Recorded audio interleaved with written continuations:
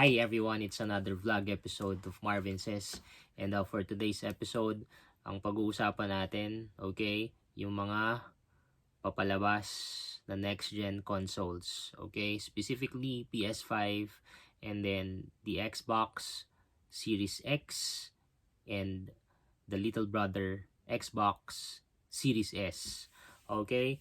So, if you can remember a few months back, that was September of this year, no, gumawa na rin ako ng vlog about these two next gen consoles, and sinabi ko yung mga pros and cons ng magkabilang uh, tech companies, Sony and Microsoft, with regards to their offering of the next gen consoles. Okay, but since malapit nang ilabas ang Xbox Series X, Xbox Series S at PS5, okay, bibigyan ko ulit kayo ng a bit of uh, parang comparison, for you to uh, think and decide which console should you get. Okay? Alright, so let's go into details. Okay, so release dates muna pag-uusapan natin. Right? Ang PS5, okay, it will be released in the United States, Japan, New Zealand, Australia, on November 12. Okay, November 12 siya lalabas dun sa mga bansang nasabi ko. And then November 19, that's going to be the release date for the rest of the world. So dalawang dates yan. Mauna ang Amerika, NZ, Japan, Australia, November 12. And then for the remaining, countries, rest of the world, November 19. Okay, that's for the PS5. Now for the Xbox Series X and the Xbox Series S, ang release date niya, okay, 3 days from now, November 10. Alright, so November 10 mauna ang Xbox Series X and Xbox Series S. Alright, so let's go into these consoles. Okay, in terms of variants, okay, and pricing. For the PS5, dalawang klase. Sabi ko nga way back in September, dalawang klase ang PS5. You have the disc PS5 console with the Blu-ray drive. Okay, that costs $500. Okay, $500 for the PS5 with Blu-ray. And then you have the disc-less PS5, which is $400. Okay? In terms of specifications, ang pinagkaiba ng PS5 with Blu-ray drive dun sa PS5 na walang Blu-ray drive, in terms of specification, wala silang pinagkaiba. Pareho sila ng mga internal specification, except for the discless, wala siyang Blu-ray drive kasi nga discless. So, all digital downloads lahat yung PS5 na yun. Okay? For the pricing, PS5 discless, it's $100 cheaper. It's $400. Okay? Uulitin natin, PS5 with Blu-ray drive, it's $500. And then the PS5 without the Blu-ray drive or the disc-less edition, it's $400. All else, in terms of specifications, is the same. We go to the Xbox Series X, the pricing of which is $500. And then the Xbox Series S, the pricing of which is $300. Okay, ang differences malaki. Right? Ang Xbox Series X, okay, it's capable of producing a 4K up to 8K resolution, while the Xbox Series S hanggang 1080p upscaled to 1440p resolution. Okay, next differences would be the Blu-ray drive. For the Xbox Series X, meron siyang Blu-ray drive, and then Xbox Series S, walang Blu-ray drive. So that's the discless version, again, Xbox Series S. Okay? So dun pa lang, graphical wise, specs wise, mas lamang ang Xbox Series X kaysa kay Xbox Series S. Okay? Mas powerful ang Xbox Series X kaysa kay Series S. Alright? So, pupunta tayo sa mga games. Okay. If you are to go with PS5, madaming exclusives ang PS5. You have the Spider-Man Miles Morales. Okay? You have, that will be launch. Ito na, itong November na. November 12, I don't know. Basta this month na. Paglabas ng PS5, meron na yan. Okay? And then you have God of War Ragnarok. It's a teaser. Lalabas malamang ang God of War Ragnarok by next year, 2021. And then you have Ratchet and Clank. You have Horizon Zero Dawn, Forbidden West. Okay, you have Astro. Yun yung parang minigame nila na when you buy a PS5, meron yun. Malalaro mo yung Astro game. Yun yung robot ng PlayStation. Okay, yung puti. And then I have a list here, so I'll just read the list. Demon's Soul. It's a PS3 remake. Okay, so kung gusto nang laruin in high graphical fidelity, you have that Demon's Souls or Demon's Soul. And mga third party AAA games, you have the NBA 2K21 for PS5. You have Assassin's Creed Valhalla. And you have the Call of Duty, the new Call of Duty. Okay, lalabas yan sa PS5. Okay? But we are speaking into the exclusives, yun nga inabanggit ko. Miles Morales, Spider-Man, Ratchet and Clank, God of War, Ragnarok, Horizon, Forbidden West. Okay? But we go with Xbox Series X. No exclusives. Okay? Walang exclusives ang Xbox Series X or Series S. Baka next year pa. That will be Halo Infinite and Forza Motorsport. Okay.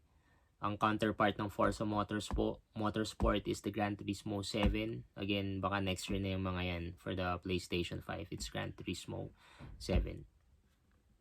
Okay.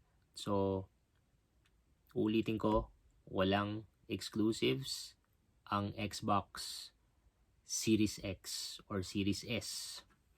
Alright? So, pag-uusapan natin ang advantages ng bawat consoles. Okay? For the PS5, okay, ang advantage yan is actually the dual shock controllers, the new dual shock controllers. Okay? Two main reasons of which yung haptic feedback at saka yung adaptive trigger. Maganda ang response ng DualShock ngayon compared to the current DualShock DS4. Okay, maganda yung controller ng PS5. That's one of the advantages or the plus for the PS5. Okay, in terms of the user interface, maganda rin ngayon pag pinanood nyo sa YouTube yung user interface ng PS5. Okay? Mas polished. Okay? Kaysa sa PS4.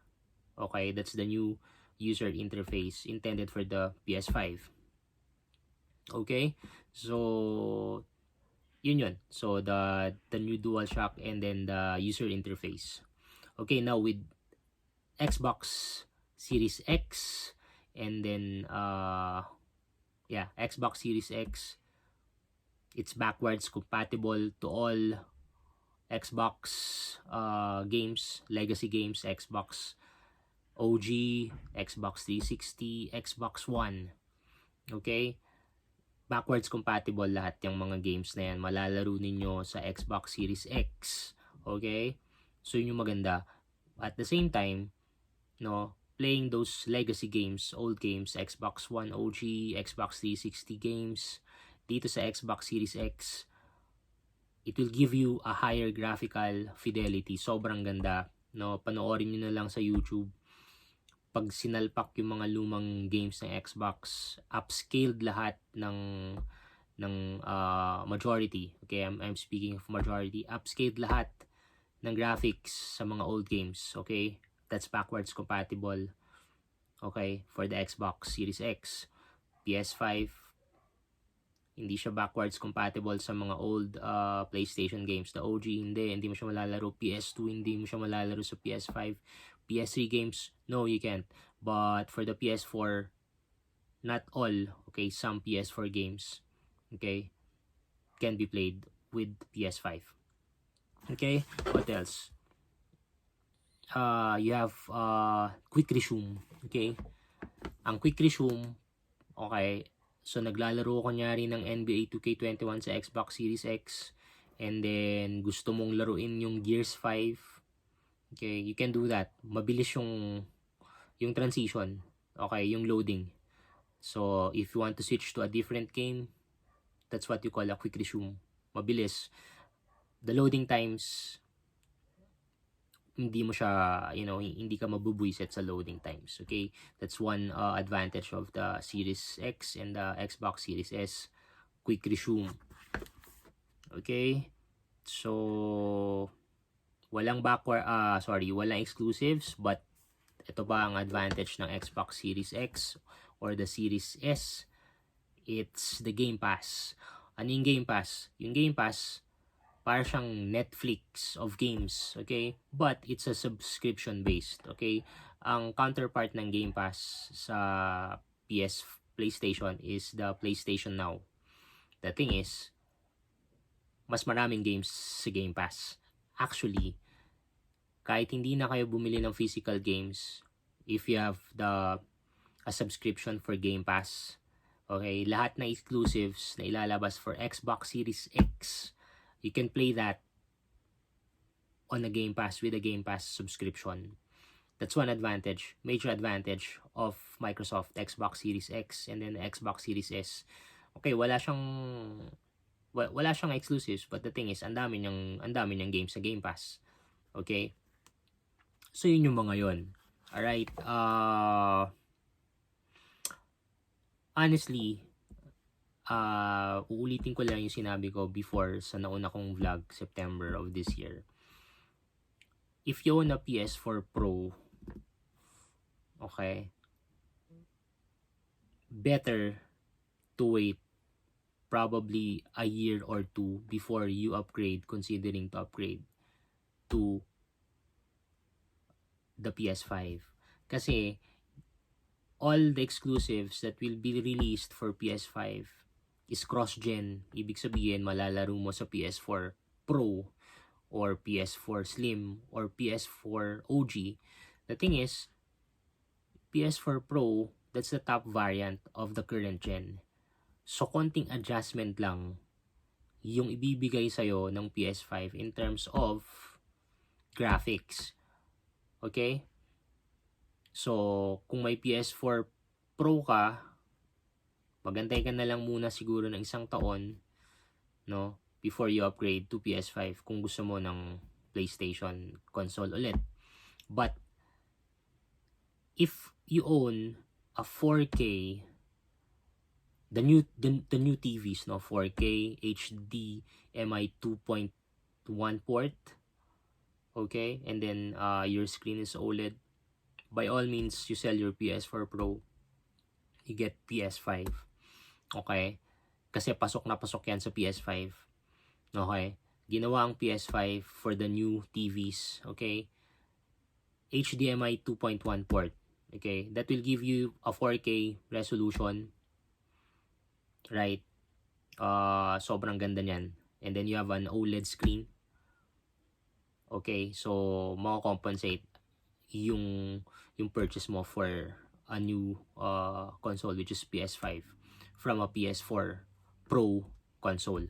Pero if your TV is just a 4K LED or 4K LED, 4K LED, yung mga TVs before 2019 going down, majority ang mga ports niyan HDMI 2.0. Okay? So I'm speaking now of techie 2.1 designed for PS5. HDMI 2.1, ma-appreciate mo talaga yung PS5 for that. But if you own a TV na 2019 going down, 2019 and then below, HDMI 2.0 lang yung mga yan. And then you have a PS4 Pro, trust me, pareho lang talaga sila. Okay, minor details lang ang ibibigay sa'yo ng PS5 with that TV. 4K, HDMI 2.0, wala. Okay? So, yun yung dalawang reason. Okay? If you want to upgrade to a PS5, okay? One is if you have a new TV that is capable of producing 4K and then 120 Hz, yun yung HDMI 2.1. Okay? 120 Hz ang pwede nang ibigay and 4K resolution up to 8K. Okay, 8K, wag na nating asahan yan. Malabo yung 8K ngayon for the next gen consoles, malabang 8K. Ang target nila is 4K 60 up to 4K 120. Okay? And for the 120 Hz, the new TVs will give you a 120 Hz with the HDMI 2.1. Okay, so yun nga, babalik tayo, new TV with HDMI 2.1, upgrade to PS5. If not, stick with your PS4 Pro. Okay? Yun. Okay, if you want to stick with if you want to be loyal with Sony, yun. Consider upgrading if you have a new TV with a HDMI 2.1 port. But if not, stick with your PS4 Pro for now. Okay? Now, for the Xbox Series X, the next gen, if you own an Xbox One X, okay,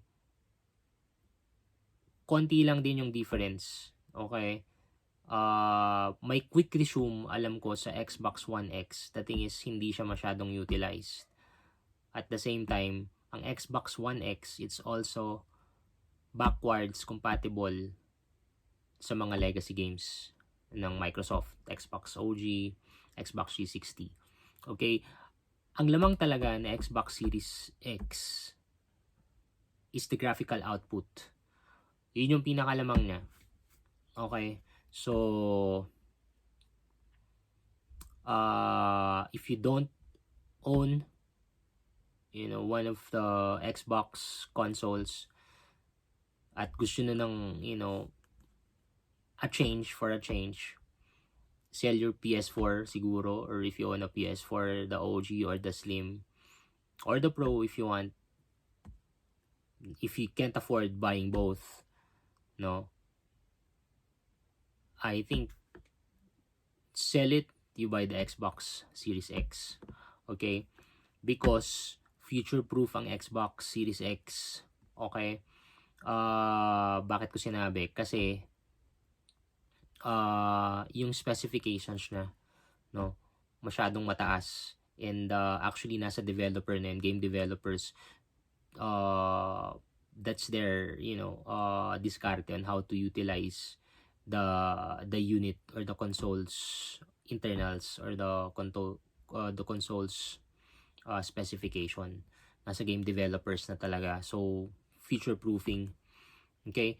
Kasi with regards to exclusives, actually, I'm a PS4 Pro user. Okay? Medyo nakakasawa na rin kasi yung mga Spider-Man, God of War, Horizon. Medyo nakakasawa na. So, parang ako, mas gusto kong bumalik ulit sa Xbox. Okay? Ever since I own, one of Microsoft and then a PlayStation. So, nagsimula ako sa PlayStation OG and then the PS2 and then nagkaroon ako ng Xbox OG and then Xbox 360, a PS3, right now, PS4. So, this time around, as I've told you guys way back in September, I am leaning towards the Xbox Series X. Okay? Xbox Series X, kasi ganito lang yan. If you want good looking games, no, and you are not into exclusives, Xbox Series X hindi kayo magsisisi. Kasi mabibili niyo yung mga lumang games ng Xbox. At the same time, mas maganda yung output niya sa Series X. Okay? Now, NBA 2K21, yun lang naman ang gusto kong laruin eh, for the next gen. Hindi na ako masyado sa mga story-based games. Medyo, I have no time to play games, to be honest. So, the exclusives for me doesn't matter. Okay? I just want to play shooter games in which Microsoft is good at that. Yung mga shooter games, mga Halo, Gears, lalo na yung Gears, and racing games, and then basketball. Yun lang, yung tatlo lang na yun. Okay, medyo addict din ako sa Assassin's Creed. Okay, but those are story-based games na medyo mahabang laruin. Okay, I don't care of the exclusives anymore. So, as I've told you guys, I'm leaning towards the Xbox Series X. Bakit hindi na Xbox Series S? Sayang ang pera sa Xbox Series S. It's $300. Yes, it's cheaper, $300. The thing is, hindi siya future-proof eh. Yung specifications ng Series S, it's just 1080p. Okay? And then, upscaled, pinakamataas na 1440p resolution. Tapos yung internals na, yung teraflops mababa, I think it's just 10. Okay? Or 8, I don't know. Mas mababa yung teraflops niya compared sa Xbox Series X. So, wala pa siyang backwards compatible kasi diskless ang Xbox Series S. Okay, so the $300 and then the memory or the storage is I think half. It's 500 gigabytes compared to the Xbox Series X, that's 1 terabyte. No, kakapusin ka sa 500 gigabytes ng internal storage. So, bibili ka rin nung module na nilalagay sa loob or sa likod ng Xbox, no, which cost $200 as my research goes. So gumas ko rin ng $500. So if you have the budget, you know what, do not buy the Xbox Series S. Okay, buy the Xbox Series X. Mas sulit ng Xbox Series X if you're not concerned about exclusives like me. Okay, Xbox Series X gives you future-proofing, okay, good-looking games, and then Game Pass, and then, backwards compatible to all the games. Okay, but, ito na, if you want, new experience, okay, new user interface, many exclusives, you go with PS5. Okay, both consoles will not go wrong. Okay, it's just your preference kung saan kayo maglalaro at kung saan yung mga kaibigan nyo sila naglalaro. Kung mga kaibigan nyo on PS5, no, or PS4 Pro, ba't ka bibili ng Xbox Series X or Series S kung mga kaibigan mo naglalaro ng NBA doon? No, not unless maging cross-platform ang NBA 2K, no. So, now, kung gusto mong maiba, no, hindi ka magsisi sa Xbox Series X. Okay? So, paninindigan ko yung sinabi ko way back in September. I'm leaning towards Xbox Series X. Dati ng September, nag-iisip ako kung Xbox Series S or the Xbox Series X. But right now, my mind is fixed. Okay, I own a PS4 Pro. I probably will be, playing the Spider-Man Miles Morales with the Pro. And then, after a year, I'll be selling the PS4 Pro, or I might as well just keep it. I don't know.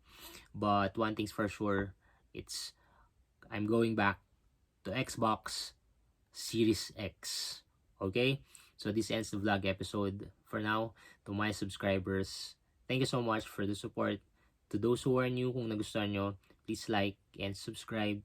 Share, comment, kung ano man, maganda or pangit. I appreciate your support. Like, share, and subscribe to Marvin Says. Till next time, guys.